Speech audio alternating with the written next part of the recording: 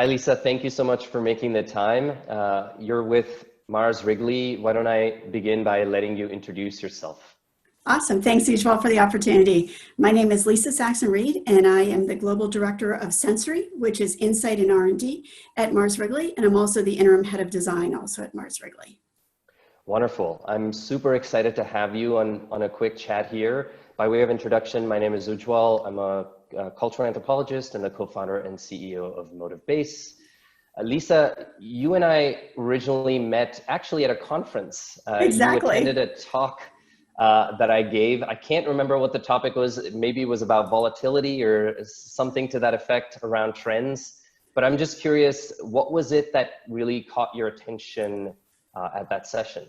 Absolutely. So in that conference, I limited myself to no more than 3 firms to potentially Wow. reach out to. And you were my A1, you're my number 1. Wonderful. And what really caught my attention was I've always been a big fan of in-person ethnography because it really helps us get to the why, especially as we're looking to do category changing or incremental game-changing innovation. And what really struck with me was the power of the social listening and the scraping of the data of these organic conversations, coupled with your training as a cultural anthropologist and then the company you've built against it. Because I was like, oh my gosh, now it's not just choosing the right 7 people and having the right conversation and making sense of it.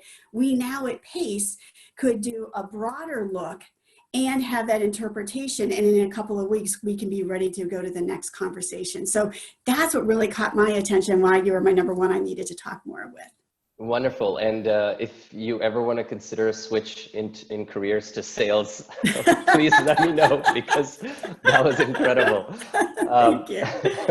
I'm just curious. So, you mentioned that you were looking to find 3 interesting companies at that conference.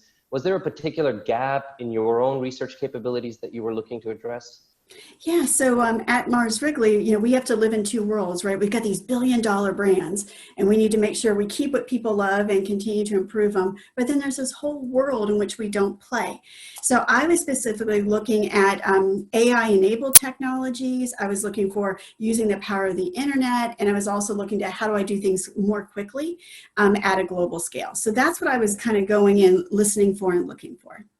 Wonderful. And I'm curious, so now we've been working with each other for more than a year, maybe a year and a half, actually. Yeah, exactly. How has AI anthropology and our AI-enabled offering been helping you in this process? Yeah, it's actually well exceeded my expectations because we have been able to be very data-based on what we're seeing, and we're able to see it in multiple countries around the world, which is really important when we run through on a global business. So we can see what we're learning from MotivBase in the Venn diagram, what's true for most of the countries, and then what is unique, which is critical for us to know if it's unique so that we can go forward. So to be very fact-based very quickly in multiple countries has been part of the secret sauce for us. Wonderful. That's really exciting to hear. And one of the things you brought up global, and I just thought I'd ask you, one of the things that we often get asked when we're talking to somebody who's not so familiar with us is, do you have a singular global offering? And we're almost always reminding people that there's no such thing. Don't fall for that, because how could you study the culture of the United States the same way as the culture of France? They're completely different contexts. I'm just curious if that has come up in conversations that you've had internally as well, and whether that plays a role as well in how you think about ethnography and its role in research. Yeah. Well, and it's funny, right? Because there is no global citizen, right? Everything is hyper local. However, by looking at some of those data points at the local level, there are some things that are common in multiple countries. Right. And if you're a large CPG like us, that's absolutely something we need to know so that we can lean into it. And then one of my favorite lines is, that's necessary but not sufficient. Because that's where that uniqueness also comes into play. Like if there's something that's a little bit different in a big market like the States, we can leverage that too.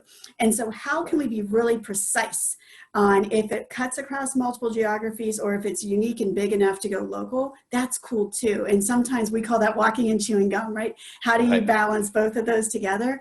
And I think the data that you guys provide us with MotivBase allows us to have the conversation which then allows us to make a strategic choice, which is what I think is so powerful.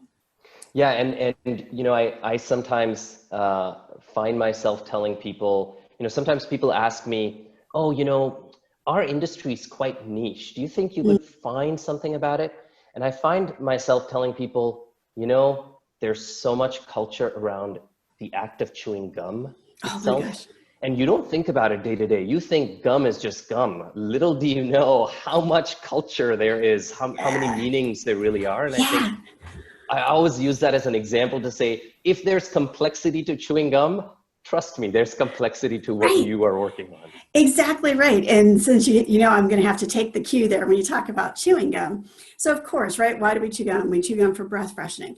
But what some of the other things that I've seen from MotivBase, you had done some talks about in the COVID times.